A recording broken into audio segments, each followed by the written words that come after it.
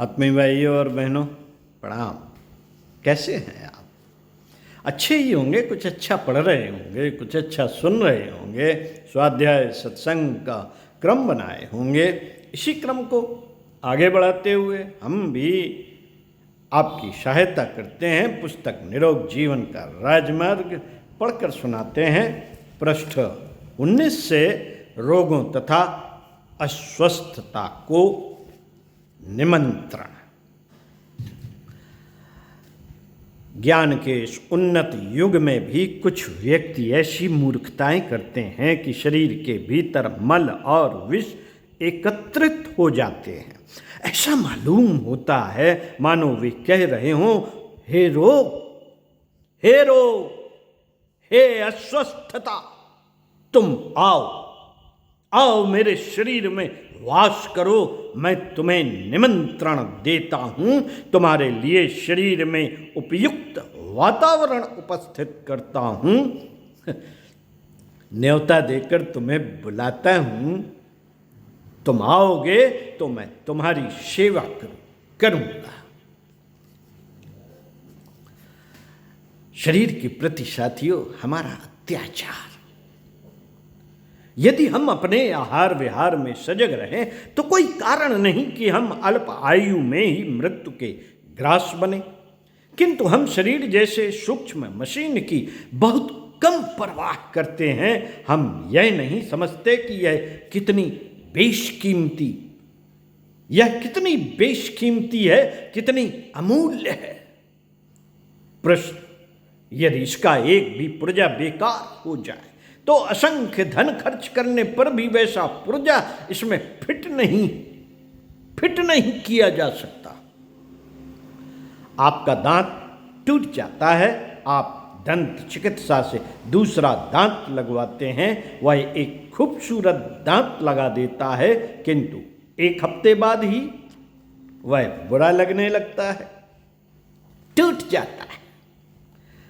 यह वैसी अच्छी तरह कार्य नहीं करता जैसा प्राकृतिक दांत करता था। जब दांत जैसे साधारण पुर्जे की यह बात है तो नेत्र, हृदय, फेफड़े या अन्य सूक्ष्म अवयवों की तो बात ही कुछ और है। इन्हें तो एक बार बेकार होने पर मानवीय बाजार में खरीदा भी नहीं जा सकता। स्मरण रखिए, आपका शरीर एक अमूल्य खजाना है। यह एक से एक कीमती पुर्जों से बना है। इसमें ऐसी ऐसी विचित्रताएं भरी हैं कि एक बार नष्ट होने पर उन्हें पुनः नहीं बनाया जा सकता। शरीर के प्रति हमारा अत्याचार असंख्य है। नेत्र सूर्य की प्राकृतिक रोशनी में कार्य करने के लिए विनिर्मित हैं, किंतु हम दिन में तो सोते हैं, रात में विद्युत की तेज रोशनी में पढ़ते हैं, सिनेमा देखते हैं, समय से पूर्व ही उन्हें बेकार कर देते हैं। दांतों से ऐसे अभक्ष्य पदार्थ खाते हैं, कभी अति गर्म, कभी अति शीतल चीजें चबा चबा कर उन्हें बेकार बना डालते हैं। पेट की बात ही ना पूछिए मित्रों, पेट की बात ही ना पूछिए। मिर्च, मसाले, बासी, पूरी, कचौड़ी, मिठाई, खटाई, मंद मांस, चाय, काफी, न जाने कितनी राजसी पदार्थ भक्षण कर हम अग्निमांदता के शिकार होते हैं। तंबाकू खाना, पान, बीड़ी, भांग, चरपरे, तैल युक्त गरिष्ठ पदार्थ पेट में भरकर असमय ही उनकी पाचन शक्तियां क्षीण कर देते हैं। मादक द्रव्य तो प्रत्यक्ष विष हैं। कौन नहीं जानता कि चाय, कॉफी, कोको, चरस, शराब, चंडू, गांजा, भांग बुरी है? प्रश्न, कौन नहीं जानता?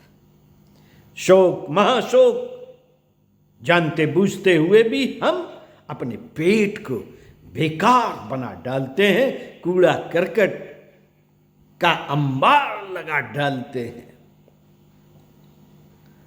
साथियों, इसके साथ ही एक और जाल मनोविकार का रहता है, मन तथा मस्तिष्क के प्रति हमारे अत्याचार।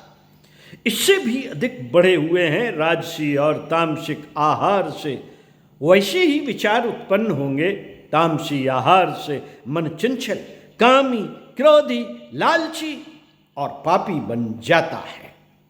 चाहे हम कितनी भी साधना एकाग्रता का अभ्यास करें, किंतु तामसी आहार से स्वयं रोग, शोक, दुख, दैन, वेग से बढ़ते हैं और मनुष्य का पुरुषार्थ घटता है, सौभाग्य दूर भागता है, सामर्थ्य न्यून होती है। राजसी और तामसिक पदार्थों, मांस, अत्यंत उष्ण, कड़ुआ, तीक्ष्ण, गरिष्ठ, लहसुन, प्याज, अंडा, मछली, अत्यंत तले हुए बासी मिठाइयों से मनुष्य प्रत्यक्ष राक्षस बन जाता है। फिर यदि इन अप्राकृतिक चीजों को खाकर कोई मनुष्य काम, क्रोध, ईर्ष्या, प्रतिहिंसा के वशीभूत होकर कुकर्म कर डालते हैं तो क्या आश्चर्य। प्रश्न, मनोविकारों की उत्तेजना से दाहक तत्व बढ़ते हैं। मनोविकारों के द्वंद्व हमारी मानसिक वृत्तियों से संश्लिष्ट होकर रोगों की अनेक रूपता उत्पन्न करते हैं। मनोविकार हमारे रक्त में अनेक प्रकार के रासायनिक परिवर्तन किया करते हैं। जैसे यदि हम काम वासना से विक्षुब्ध हो उठते हैं तो रक्त में एक प्रकार की गर्मी आ जाती है, रोम रोम तरंगित हो उठता है। यदि वासना का तांडव अधिक रहे, यदि वासना का तांडव अधिक रहे तो गर्मी, सुजात, गुप्तांग के अनेक रोग, स्वप्न दोष, बहुमूत्र और पेशाब के अनेक गुप्त रोग उत्पन्न होते हैं। क्रोध की अधिकता से रक्त में कुछ ऐसे विष उत्पन्न होते हैं जिनसे उद्योग बढ़ता है, उद्वेग बढ़ता है, त्वचा का रंग काला हो जाता है, अंग फड़कने लगते हैं, शांति, स्थिरता और बुद्धि भंग हो जाती है। मूल रूप में क्रोध भी हमारे अनेक शरीर रोगों का कारण बन जाता है। मित्रों, मानसिक तनाव की तो बात ही कुछ और। हमेशा किसी मनोविकार के वशीभूत रहने से अनावश्यक संघर्ष मन में चलता रहता है। भय, क्रोध, घृणा, ईर्ष्या, प्रतिहिंसा, लोभ, वासना, इन पर नियंत्रण न होने से मनुष्य उत्तेजित बना रहता है और कहीं का कहीं घुस जाता है, कहीं का कहीं चला जाता है। उद्योग किसी बात का है और भय, क्रोध, घृणा, ईर्ष्या, प्रतिहिंसा, लोभ, वासना, इन पर नियंत्रण न होने से उसी दिशा में बढ़त चला जाता है। इच्छाओं की विभिन्नताओं के अनुसार मनोविकारों की अनेक रूपता का विकास होता है। प्रत्येक मनोविकार अपनी जटिलता उत्पन्न कर शारीरिक विकार का कारण बनता है।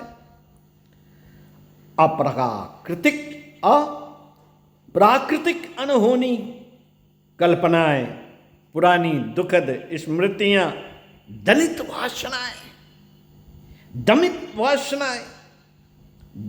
दमित वासनाएं दाहक तत्वों की अभिवृद्धि किया करती हैं।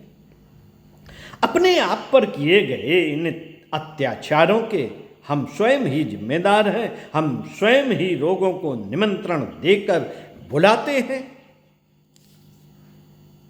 स्वयं बुलाते हैं। रोगों के प्रधान कारण क्या है? आइए जानते हैं। प्रकृति की पुकार पर जो लोग ध्यान नहीं देते। किसकी पुकार? प्रकृति की पुकार पर जो लोग ध्यान नहीं देते, उन्हें भांति भांति के रोग और दुख घेर लेते हैं। परंतु प्राकृतिक जीवन व्यतीत करने वाले प्राणी रोग मुक्त रहते हैं और मनुष्य के दुर्गुणों और पापाचारों से बचे रहते हैं। Return to nature. प्रकृति की अवज्ञा करने का परिणाम या दंड रोग है।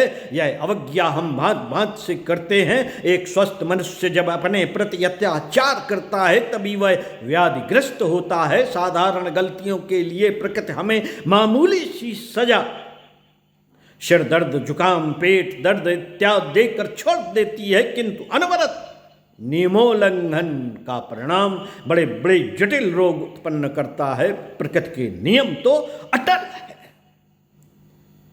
अटल है, अपने नियमों के अनुसार वह इस शरीर यंत्र को चलाया करती है। यदि उनके मार्ग में हम बाधा उपस्थित न करें, उसे अपना कार्य चलाने दें, तो हम दीर्घ जीवन का सुख लूट सकते हैं।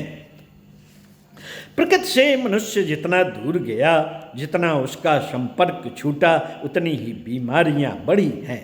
संसार ने पश्चिमी सभ्यता का दुष्परिणाम भुगत लिया। भारतीय ऋषि मुनि सदैव प्रकृति माता के संपर्क में रहने का उपदेश देते रहे हैं। इस सभ्यता ने हमें सबसे अधिक सुख और दीर्घ जीवन दान दिया। आदिम युग में जब वह प्रकृति की गोद में खेलता कूदता आखेट करता रहा, उसमें सबसे अधिक आनंद किया। जब वह सभ्यता के दायरे में बंधा तो उसका प्रकृति से संबंध टूटने लगा। उन्नत के नाम पर वह धीरे धीरे प्रकृति से दूर हटता गया। फलतः आज वह नाना प्रकार की व्याधियों का शिकार है। प्राकृतिक जीवन से दूर हटने का क्या कारण? प्रश्न है। यह है हमारा आजकल का सभ्यतापूर्ण मिथ्या आहार विहार। मिथ्या आहार विहार से हमारा शरीर में विष रुक जाता है। दूषित मल पहले पेट के भीतरी छेदों के पास एकत्रित होते हैं, फिर वहीं से भिन्न भिन्न अंगों में जाकर अपना कुत्सित प्रभाव दिखाते हैं। आइए विस्तार से हम आहार विहार पर विचार करें। मिथ्या आहार। साथियों, हम में से अधिकांश व्यक्ति अपने दांतों से कब्र खोदते हैं। अपने भोजन को ऐसा अप्राकृतिक बना लेते हैं कि पेट में एक पंसारी की दुकान बन सकती है।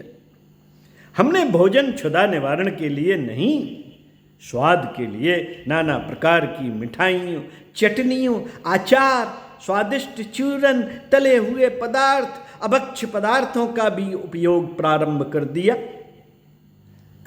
है।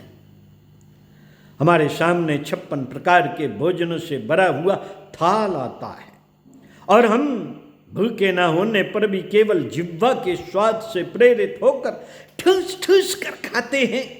बनावटी रसों तथा स्वादों के प्रयोग सब जगत में चल रहे हैं। इनके मोह में पड़कर मनुष्य प्राकृतिक रसों तथा स्वाद को विस्मृत करता जा रहा है। बड़े शहरों में हलवाइयों, मिठाई वालों, अचार मुरब्बे वालों के नए नए मिश्रणों से भिन्न भिन्न वस्तुएं तैयार की जाती हैं। चाय, बीड़ी, सिगरेट, तंबाकू, सुपारी के बड़े बड़े कारखाने और सजी हुई दुकानें वृहत संख्या में दृष्टिगोचर होती हैं। फल और तरकारियों को भी इस प्रकार बनाया जाता है और इतने मसाले, खटाई इत्यादि भर दी जाती हैं कि उनका मूल स्वाद विकृत हो जाता है। खाते समय यह बात ही नहीं होती कि कौन सी सब्जी हम खा रहे हैं, उनके विटामिन तो प्रायः बिल्कुल ही नष्ट हो जाते हैं। शक्कर का प्रयोग बढ़ रहा है। भिन्न भिन्न प्रकार की चिकनाई, मांस का व्यवहार समझदार व्यक्तियों में अधिक होने लगा है। मांसाहारियों ने सुखाया हुआ मांस प्रयोग में लाना प्रारंभ कर दिया है। जहां संसार में खाने के लिए एक से एक अच्छी चीज विद्यमान है, वहां आज मांस का व्यवहार देखकर ऐसा प्रतीत होता है जैसे मनुष्य जाग कर पुनः सोने की चेष्टा कर रहा है। पेय पदार्थों में अप्राकृतिक तत्व घिस पड़े हैं। स्वच्छ निर्मल जल को छोड़कर हम सोडा, लेमन, चाय, कॉफ़ी, भांत भांत के शरबत, चटनी, शराब इत्यादि का प्रयोग कर रहे हैं। मादक द्रव्यों के व्यवहार से हम रोगों के शिकार बन रहे हैं। मादक द्रव्य रक्त में अनेक विष हानिकारक तत्व उत्पन्न करते हैं। हमारी दवाइयाँ कई बार इतना लाभ नहीं करती जितना उलटकर हानि पहुँचा देती हैं। आजकल की दवाइयाँ रोग को दबाती हैं, उसे जड़ मूल से विनष्ट नहीं करती। लोग समझने लगे हैं कि दवाई ली और रोग गया। ठूस ठूस कर आवश्यकता से अधिक खाया और फिर मुट्ठी भर चूरन खा लिया, काम हो गया। यह बड़ी ही प्रमादात्मक बातें हैं। तरल पदार्थों की आवश्यकता की पूर्ति चाय, शरबत और सोडा पीकर करने वाले व्यक्ति यह नहीं जानते कि चाय और कहवे के रूप में वे टैनिक एसिड और कैसीन विष पी रहे हैं। शरबत और सोडे में शक्कर की अधिक मात्रा लेकर वे डायबिटीज के मरीज बन रहे हैं। हमारा शरीर 16 तत्वों का बना है। हमारा शरीर 16 तत्वों का बना है।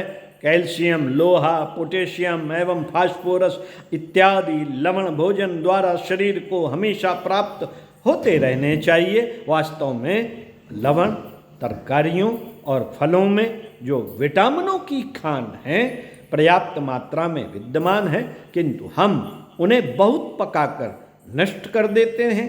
ये सभी तत्व उचित मात्रा में हमें नहीं मिल पाते। एक बहुत बड़ी गलती अधिक भोजन की है। आवश्यकता से अधिक भोजन करना पेट के साथ प्रत्यक्ष अत्याचार है। प्रातःकाल हम दूध और मिठाइयाँ, दोपहर में ठूस ठूस कर भोजन, शाम का फिर नाश्ता और रात को भोजन करते हैं। सोते समय दूध पीते हैं। बीच में बार बार छोटी मोटी चीज़ें जैसे फल, चाय के प्याले, सिगरेट, चाट, पकौड़ी, सोडा, रबड़ी, मिठाई न जाने कितना अधिक खा डालते हैं। 90% बीमारियां अधिक भोजन खाने से होती हैं। 1/4 भोजन से मनुष्य का पोषण होता है और 3/4 से डॉक्टरों की डॉक्टरी चला करती है। हमारी पाचन शक्ति के ऊपर इतना बोझ पड़ जाता है कि अजीर्ण, मंदाग्नि, उल्टी, दस्त, ग्रहणी, बुखार आदि हमें आ घेरते हैं। आवश्यकता से अधिक खाना शारीरिक एवं आर्थिक दोनों ही दृष्टियों से घृणित है। शारीरिक दृष्टि से तो इसलिए निंद है कि शरीर के अंदर कूड़ा करकट गंदगी का बोझ बढ़ता है और मल निष्कासन अवयवों पर व्यर्थ का बोझ लदता है। शरीर में विष एकत्रित होकर रोग उत्पन्न होते हैं और आर्थिक दृष्टि से इसलिए बुरा है कि मनुष्य को बहुत अधिक व्यय करना पड़ता है। मित्रों, अप्राकृतिक विहार क्या है? विहार का अभिप्राय है हमारा रहन सहन, टहलना, घूमना, फिरना, बैठना, रति, कीड़ा। विहार का हमें विस्तृत अर्थ लेना चाहिए। आज के नगरों, तंग गलियों, गंदी सड़कों, बिना रोशनदान और छोटी खिड़कियों वाले मकानों को देखिए।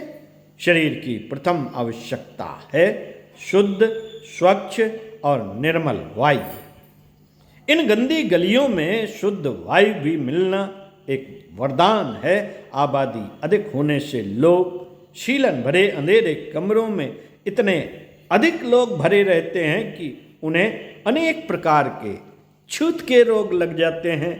व्यायाम के लिए स्थान नहीं मिलता। सोना, बैठना, भोजन पकाना, स्टोर तथा नाना वस्तुएं रखना आदि सभी काम उसी में होते हैं। शुद्ध वायु और पर्याप्त प्रकाश न मिलना रोगों का प्रथम कारण है। घरों के पश्चात हम अधिक समय ऑफिसों, कल कारखानों, दफ्तरों और दुकानों पर व्यतीत करते हैं व अप्राकृतिक ढंग से बैठते हैं, रीढ़ की हड्डी झुकाए रहते हैं, फेफड़ों में पूरी हवा नहीं भरते, अधूरा श्वास लेते हैं, यथेष्ट मात्रा में जल नहीं पीते, आमाशय को सुखा डालते हैं। इन प्राकृतिक आवश्यकताओं की पूर्ति यथा समय न करने के कारण हम रोग रूपी सजा पाते हैं। टहलने और घूमने फिरने का हमें बहुत कम अवसर प्राप्त होता है। जब से साइकिल का प्रयोग प्रारंभ हुआ तब से तो यह समझिए हमने अपने पाँवों में स्वयं कुल्हाड़ी मार ली। मनुष्य का निर्माण एक भागने, छोड़ने, वन्य पशुओं का आखेट करने वाले शिकारी के रूप में हुआ। जंगलों, प्रकृति के अंचल में बहने वाली सरताओं के तटों, अमराइयों, वृक्ष और लताओं के मध्य रहकर उसने उस युग में सबसे उत्तम स्वास्थ्य और आयु प्राप्त की। आज हम एक ही स्थान पर बैठे रहकर अपनी तोंद फुला रहे हैं, पैरों को अशक्त बनाकर पंगु से बने हुए हैं। स्वच्छ हवा छोड़कर पूरा पूरा दिन दुकानों और कारखानों में व्यतीत कर देते हैं। किसी धन संपन्न परिवार के स्त्री पुरुषों के मोटे मोटे शरीर को देखकर जो व्यक्ति के स्वास्थ्य का अनुमान करते हैं, वे स्वास्थ्य और शक्ति को पहचानने में बड़ी भूल करते हैं। धनी व्यक्तियों के भारी भरकम शरीर स्वास्थ्य के परिचायक नहीं है। वे तो सदा अपच, कब्ज, खट्टी ढकारों और बवादी के शिकार रहते हैं। ये प्रकृति से बहुत दूर जा पड़े हैं। धन का मद और उनके और प्रकृति के मध्य एक दीवार बना हुआ है। धन का मद उनके और प्रकृति के मध्य एक दीवार बना हुआ है, एक दीवार है। स्वास्थ्य और शक्ति का धन के साथ कोई संबंध नहीं। जब से मनुष्य ने शारीरिक श्रम कम किया, तब से मशीनों का युग आया। तब से उनका शरीर आराम तलब कमजोर और दुर्बल सा हो गया। मौसम की तनिक सी भी प्रतिकूलता को वह बर्दाश्त नहीं कर पाता। साइकिल, मोटर इत्यादि ने हमारे पांव अशक्त किए और मशीनों ने हाथों का काम संभाल लिया। शारीरिक श्रम क्रमशः कम होता गया। शरीर विज्ञान का यह नियम है कि जिस हिस्से या अवयव से कार्य अधिक लिया जाएगा वह मजबूत बनता जाएगा, किंतु जिसे निठल्ला और बिना काम छोड़ दिया जाएगा वह निर्बल होता जाएगा। धनी पुरुष तो शारीरिक श्रम करते ही नहीं, अतः वे सबसे अधिक गिरे हुए स्वास्थ्य के शिकार होते हैं। विषय वासना की अतृप्ति और आधिक्य आज जितनी है, जितनी कभी नहीं रही, उतनी कभी नहीं रही।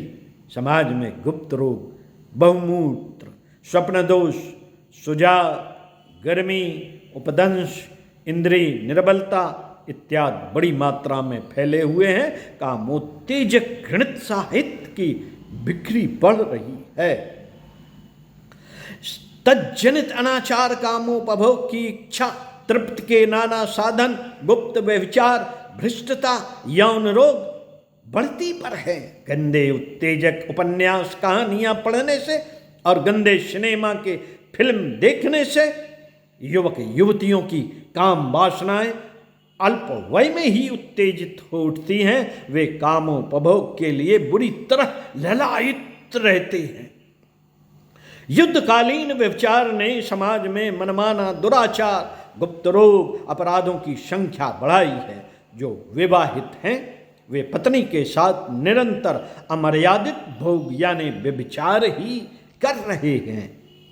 श्री बैजनाथ महोदय इस विषय में लिखते हैं, लोग समझते हैं कि विवाह जीवन का द्वार है, उसके द्वारा मनुष्य अपने जीवनोपवन में घुसे और मनमानी विषय विलास लूटे। पति पत्नी के बीच भला भोग की कोई सीमा क्यों हो? प्रश्न, वहां तो एक दूसरे की वासना की तृप्ति के लिए अपना शरीर अर्पण कर देना प्रत्येक व्यक्ति का धर्म है।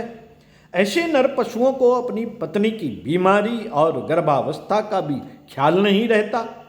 वे तो विकार के कारण पागल और अंधे रहते हैं। संसार में विषय भोग के अतिरिक्त उन्हें कुछ नहीं दिखाई देता। जब हम निर्मल, निर्बल, निःसत्व और रक्तहीन नरकंकालों को देखते हैं तो हमें उन पर बड़ा तरस आता है। अल्पावस्था में विवाह अब इस उन्नत युग में भी हो रहे हैं।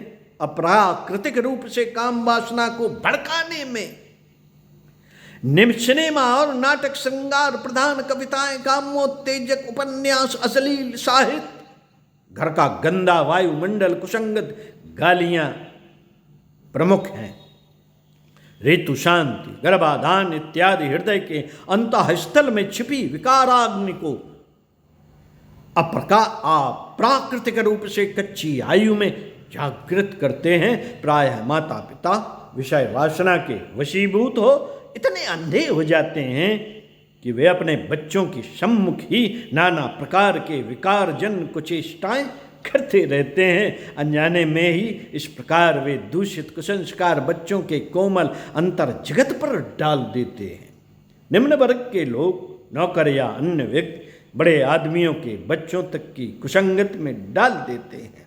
निर्दोष बच्चों को पान, सिगरेट, रबड़ी, मलाई, गांजा, भांग, चरस इत्यादि अभक्ष्य पदार्थों की आदत डालकर पाप के गर्त में ढकेलते हैं। मिथ्या आहार तथा अप्राकृतिक विहार के कारण हम अंधे बने, प्रकृति के रहस्यों को भूलने लगे, प्रकृति के नियमों का उल्लंघन करने लगे। प्रकृति तत्व क्या है, वह किस प्रकार हमारे जीवन में महत्वपूर्ण कार्य करता है?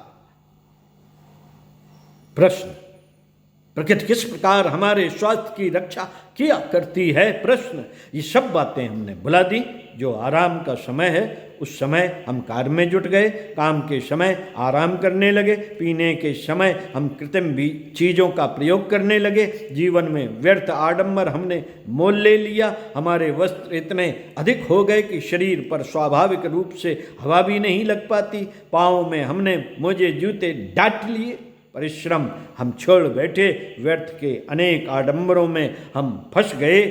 हमारे जीवन में भ्रम, चिंताएं, तृप्त वासनाएं, दलित अनुभूतियां वृद्धि पर हैं। हमारे जीवन में प्रकृति से संबंध प्रायः टूट सा चला है। बड़े बड़े शहरों में चलने वाले कल कारखाने, मिल और फैक्ट्रियां हमारे जीवन में कृत्रिमता उत्पन्न कर रही हैं। हम रात दिन रुपए की चिंता करते हैं, उठते बैठते, सोते जागते, चलते फिरते, प्रत्येक घड़ी हमारे सामने अर्थ चिंता रहती है। हम यह नहीं जानते कि कम पैसे से भी हम स्वास्थ्य, शक्ति, दीर्घ जीवन, सौंदर्य प्राप्त कर सकते हैं। प्राकृतिक जीवन ही वास्तविक जीवन है। प्रकृति तत्व में सभी उत्तम पदार्थों का सम्मिश्रण है। यदि हम आधुनिक सभ्यता के महारोग से अपने आप को मुक्त कर सकें और जीवन में सरलता और स्वाभाविकता का अवलंबन कर सकें तो जीवन का वास्तविक आनंद उपलब्ध कर सकते हैं। हम प्रकृति के जितना ही निकट आएंगे, जितनी सच्चाई के साथ प्राकृतिक नियमों का पालन करेंगे, उतने ही अंशों में स्वास्थ्य लाभ करेंगे। साथियों, इस संबंध में अगले वीडियो में स्वस्थ रहने की दिनचर्या के बारे में पढ़कर सुनाएंगे। साथियों, चिंतन मनन जरूर कीजिए। ओम शांति।